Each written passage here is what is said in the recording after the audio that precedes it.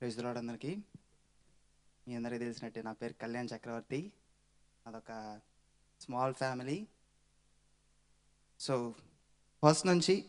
ఫస్ట్గా మీకు రెండు విషయాలు చెప్పాలనుకుంటున్నాను.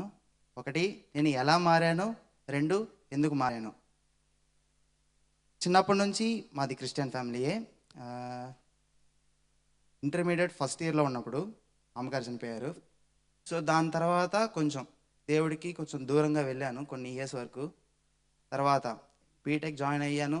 ఓకే, అప్పటి నుంచి మళ్ళీ చర్చ్కి వెళ్ళడం స్టార్ట్ చేయడం ఇలా మంచిగానే ఉంది. థర్డ్ ఇయర్లో ఉన్నప్పుడు ప్లేస్మెంట్స్ అని ఉంటుంది కదా, దానికి అప్లై చేస్తున్నాను. ఒక స్టేజ్, రెండు స్టేజ్లు దాటుతున్నాను, కానీ ఫైనల్ రౌండ్లో క్లియర్ చేయలేకపోతున్నా. సో అప్పుడే ఇలా అబ్రాడ్ వెళ్దామన్న ఒక ఆలోచన వచ్చింది.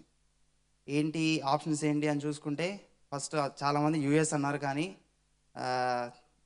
నాకు ఒకలా ఉండేది.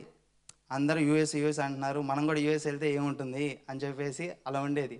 సో ఒక డిఫరెంట్ కంట్రీ చూస్ చేసుకుందాం అని చెప్పేసి ఏం ఆప్షన్స్ ఉన్నాయని చూసుకుంటే ఐర్లాండ్ అనే ఆప్షన్ మంచిగా అనిపించింది. యూకే, ఐర్లాండ్ అని రెండు ఉన్నాయి. సో యూకే గురించి ఆలోచిస్తే అందరూ అక్కడ సెక్యూరిటీ కొంచెం తక్కువ, బాగోదు అది అని చెప్పేసి అన్నారు.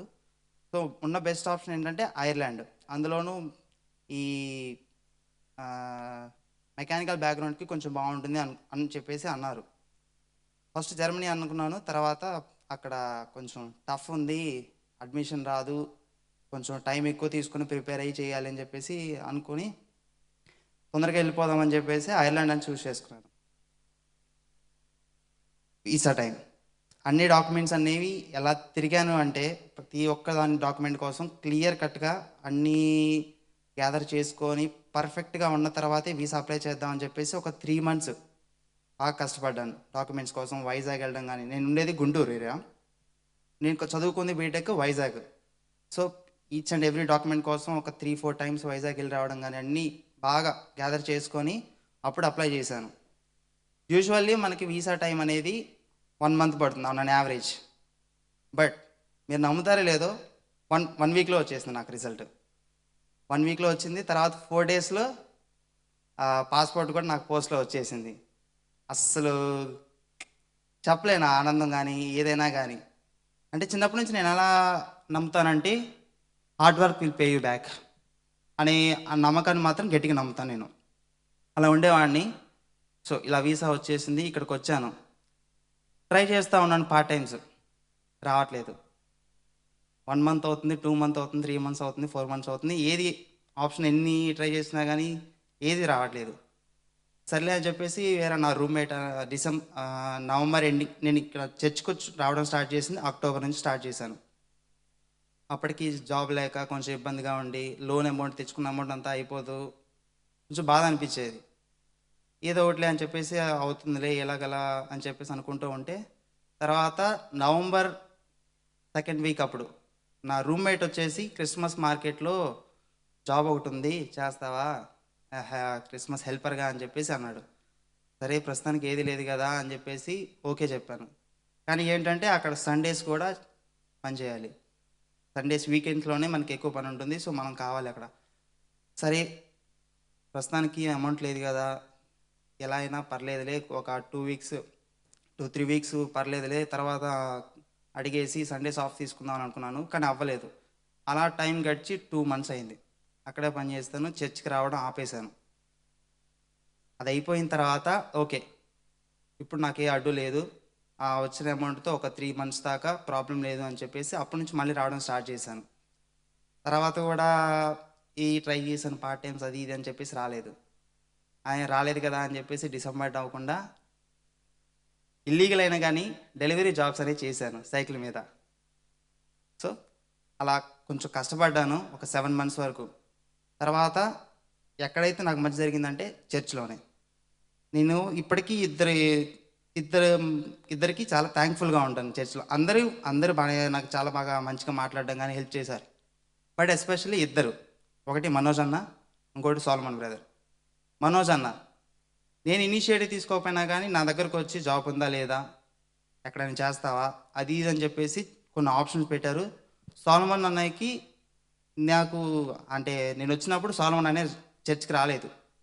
అప్పుడు తెలియదు అంతగా ఏంటి అన్నయ్య ఎవరు ఏంటి అని చెప్పేసి. మనోజ్ అన్నయ్య కాల్ చేసి జాబు ఎలా ఉంటుంది ఏంటి అని చెప్పేసి చెప్పారు అన్నయ్య మాట్లాడి. అప్పుడు మాట్లాడుతుంటే అన్నయ్య మన ఆంధ్ర అన్నయ్య కాదు అని చెప్పేసి అర్థమైంది అన్నయ్య లాంగ్వేజ్ ఎలా ఉంటుందో ఏంటో అని చెప్పేసి భయపడ్డాను. కానీ తర్వాత వన్స్ అన్నయ్య అంత జాబ్ కోసం నేను చేసిన మిస్టేక్ కూడా ఒకటి చేశాను. అందరూ రెజ్యూమ్ ఎంత మంచిగా తయారు చేసుకుంటారు, చాలా ఇంపార్టెంట్ కదా, దాంట్లో మెయిల్ ఒకటి తప్పు పెట్టాను నేను. అంత అలా ఉండేది. బట్ ఏంటంటే సోలమన్ అన్నయ్య అన్నీ క్లియర్ చేసి జాబ్ ఇప్పించాడు. అలా చేస్తూ చేస్తూ చేస్తూ 1 ఇయర్ అయిపోయింది. నేను రీసెంట్గా ఇండియా వెళ్దామని చెప్పేసి, అంటే డిసెంబర్లో నాకు లీవ్స్ దొరకలేదు. సో జనవరిలో వెళ్దామని చెప్పేసి బుక్ చేసుకొని జనవరిలో వెళ్ళేసి వచ్చాను. అక్టోబర్లో అయిపోయింది నా గ్రాడ్యుయేషను. జాబ్స్ అప్లై చేయడం స్టార్ట్ చేయలేదు. ఎందుకంటే నేను అనుకున్నాను నేను ఇంకా రెడీగా లేను జాబ్స్కి అప్లై చేసేందుకు. ఎలాగో ఇండియా వెళ్దాం అనుకున్నాను కదా, వచ్చిన తర్వాత స్టార్ట్ చేద్దాము జాబ్స్ అన్నీ అని చెప్పేసి అనుకున్నాను. అంతకుముందు కూడా సోలమన్ అన్నయ్య కూడా నా background logistics and supply chain మేనేజర్కి, సో రిలేటెడ్గా కంపెనీస్ చూస్తూ జేమ్స్ అన్నయ్య ఒక ఎంజిఎస్ కంపెనీలో ప్రొడక్షన్ డిపార్ట్మెంట్లో పనిచేస్తున్నాడు, సో అన్నయ్య దగ్గర వస్తుందిలే పర్లేదు అని చెప్పేసి ధైర్యం చెప్పాడు. ఓన్లీ ఎవరో ఒకరు హెల్ప్ చేస్తాలే అని చెప్పేసి ధైర్యంతోనే ఉన్నాను. అలా ఇండియా వెళ్ళి వచ్చిన తర్వాత అన్నీ స్టార్ట్ చేద్దానని ఇండియా వెళ్ళేసి వచ్చాను. వచ్చాక ఈ అన్నయ్య అన్నారు ఇలా డైరెక్ట్గా హెచ్ఆర్కి సీవీ పంపించడం కుదరట్లేదు కళ్యాణ్, వెబ్సైట్లోనే అప్లై చేయాలి, వాళ్ళే అలా చూసి దాని నుంచి సెలెక్ట్ చేస్తారని చెప్పేసి అన్నారు.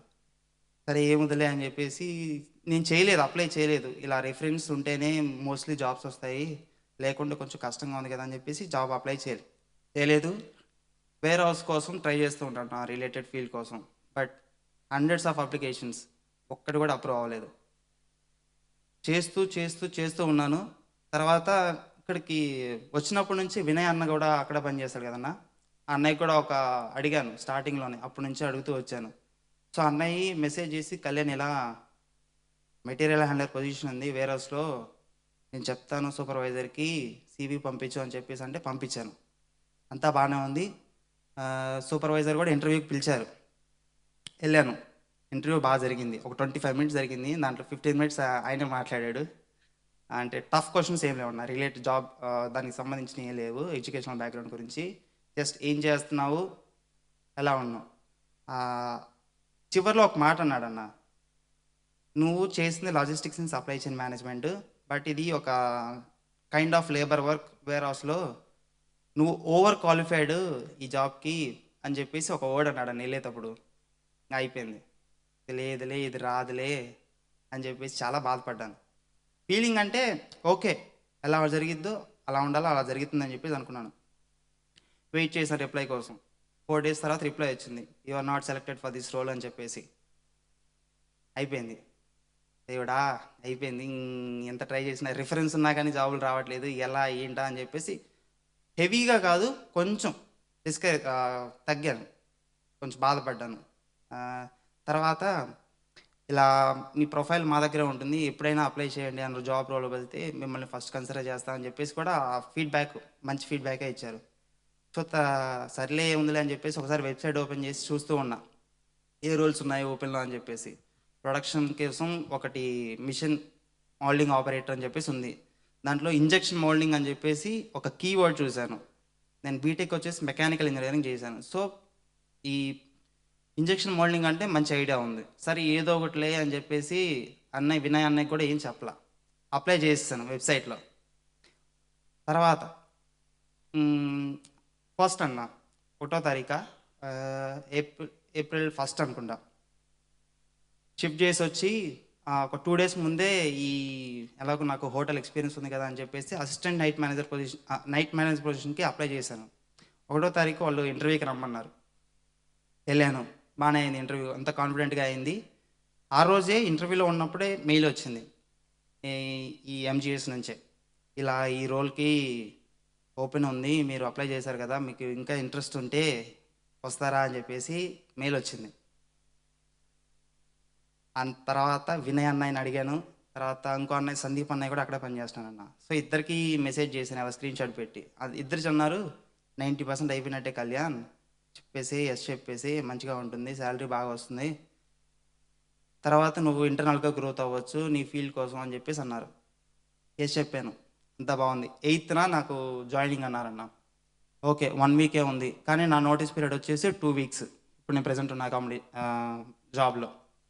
లక్కీలీ మన సోలమన్ అన్నాయి కదా మేనేజరు, సో మేనేజ్ చేశారు. ఏం కాకుండా ఏది జరగకుండా మేనేజ్ చేశారు.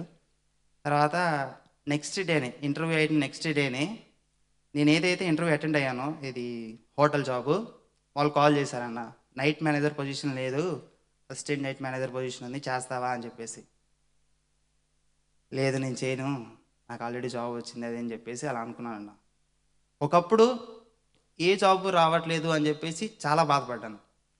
కానీ తర్వాత చూస్తే కంటిన్యూస్గా మంచి జాబ్స్ 2 జాబ్స్ వచ్చాయి. ఒకటి రిజెక్ట్ చేశాను. అసలు నేను జాబ్ రావడమే గొప్ప అనుకుంటే ఒక జాబ్ రిజెక్ట్ చేశాను. అది అసలు ఒక ఆశ్చర్యం. సో దాని తర్వాత ఈ 8th నుంచి నాకు జాబ్ జాయినింగ్ అన్నాం. జాబ్ జాయిన్ అయ్యాను. ట్రైనింగ్ కూడా నిన్నట్లోనే లాస్ట్ అంతా బాగానే జరిగింది. ఈ ట్రైనింగ్లో ఉన్నప్పుడే మళ్ళీ వాళ్ళే కాల్ చేశారు. కాల్ చేసి ఇలా రిజెక్ట్ చేశారు కదా, నైట్ ఆడిటర్ పొజిషన్ ఉంది, వస్తారా అని చెప్పేసి అన్నారు. ఏంట్రా బాబు, ఒక జాబ్కి వెళ్ళకపోయాను, రాలేదని చెప్పేసి ఇలా ఈ ఆఫర్లు ఇలా వస్తున్నాయి ఏంటా అని చెప్పేసి. సో దీన్ని బట్టి నాకేం అర్థమైందంటే అన్న, ఒకటి hard work will pay you back, అది కరెక్టే. కానీ కొన్ని సిచ్యువేషన్స్లో ఏంటంటే నువ్వు ఎంత కష్టపడ్డా ఎంత చేసినా కానీ దేవుడు అనుమతి లేకుండా అది జరగదు. దేవుడు అనుకుంటే మాత్రం నువ్వు ఎంత కష్టపడకపోయినా కానీ, ఎన్ని ఎఫర్ట్స్ పెట్టకపోయినా కానీ అది రావాలని చెప్పేసి దేవుడు అనుకుంటే నువ్వు ఏం చేయకపోయినా కానీ అది నీకు వచ్చి పడుతుంది. కన్ఫామ్గా అది మాత్రం. ఒకటి నేను మెటీరియల్ హ్యాండ్లర్ పొజిషన్కి ఎంత కాన్ఫిడెంట్గా నమ్మకంతో అప్లై చేశాను, అది రాలేదు. ఈ మిషన్ ఆపరేటర్ పొజిషన్కి ఏముందిలే అప్లై చేద్దాం, అప్లికేషన్కి ఏం లేదు కదా అని చెప్పేసి అప్లై చేస్తాను, ఆఫర్ వచ్చింది. సో నేను చెప్పాలనుకున్నది అంటే, ఫస్ట్ చెప్పాను కదా ఎలా మారాను అని చెప్పేసి. ఫస్ట్ నేను ఎలా ఉండేవాడిని అంటే, హార్డ్ వర్క్ చేస్తే కంపల్సరీ నీకు రిజల్ట్స్ వస్తాయి అని చెప్పేసి నమ్మేవాడిని. ఇప్పుడు ఎలా మారానంటే, హార్డ్ వర్క్ చేస్తావు, నీ హార్డ్ వర్క్ లేకుండా ఏమి రాదు. But at the same time hard వర్క్తో పాటు దేవుడు అనుమతి అనేది ఉండాలి. ఆయన బ్లెస్సింగ్స్ ఉంటే నువ్వు హార్డ్ వర్క్ చేసినా చేయకపోయినా కానీ పక్కా నీకు అది వస్తుంది. ఆయన అనుకుంటే అది వచ్చేస్తుంది అని చెప్పేసి వాడు అనుకున్నాను. ఎందుకు మారాను అంటే ఇదే కారణం. నేనేం చేయలేదు, నేను అనుకున్న జాబ్కి అప్లై చేసిన జాబ్కి రెస్పాన్సే లేదు, రాలేదు అని చెప్పేసి. కానీ ఏముందిలే అని అప్లై చేసిన దానికి జాబ్ వచ్చింది. అది నార్మల్గా నేను ఇప్పుడు అంతకుముందు నైట్ పోర్టర్గా చేశాను కదా, అంత కష్టం కాదు. ఒక నించోవడం ఒకటే కష్టం, బట్ చాలా బెటర్ శాలరీ. నాకు లోన్ ఉంది, అది తీర్చుకోవడానికి ఈ ఐర్లాండ్లో ఉన్నంతసేపు మేబీ వీసా ఇవ్వరు, but still I have a chance of getting internal promotion అని చెప్పేసి అలా అలా దేవుడు అనుకుంటే ఏదైనా జరుగుతుందని చెప్పేసి నమ్మాను. నాకు బైబిల్ చదివే అంత అలవాట్లేదు, బట్ ఏంటంటే సోషల్ మీడియా స్క్రోల్ చేస్తూ ఉంటే మనకి వస్తూ ఉంటాయి కదా, ఒక కొటేషన్ మాత్రం నాకు బాగా అనిపించింది. అది నాకు రిలేట్ అని అనిపించింది బాగా. అదేంటంటే, ఒక్క నిమిషం, it's from chapter Isaiah book, chapter 43 verse 19. Never lose hope. Just when you think it's over, he will make a way for you. So అది మాత్రం నాకు కరెక్ట్గా అనిపించింది అన్న, ఈ వర్స్ అనేది. సో అన్నయ్యతో కూడా మాట్లాడాను, రాజన్నయ్యతో పాటు. చూడు కళ్యాణ్, ఇలా నువ్వు అనుకోకుండానే ఇన్ని జరుగుతున్నాయి, దేవుడు నీకు ఇన్ని చేస్తున్నాడంటే దేవుడి మార్కుల్లో నువ్వు ఖచ్చితంగా నడవాలి. ఆయన నువ్వు కావాలి అనుకుంటున్నాడు కాబట్టి ఏదైనా కానీ నీకు ఈజీగా అవుతుంది. సో ఇప్పటి నుంచి దేవుడి కోసం టైం కేటాయించు, అది ఇది అని చెప్పేసి బాగా మాట్లాడాను. చెప్తున్నా అన్న, కంపల్సరీ ఎప్పుడు వీలుంటే అప్పుడు, నాకు వీలు లేకపోయినా వీలు చూసుకుని కానీ నేను చర్చకు వస్తూ ఉంటానన్న. ప్రతి ఒక్క ఆల్మోస్ట్ పార్టిసిపేట్ చేస్తూ ఉంటానన్న. నేను చెప్పాలనుకున్నది. Thank you.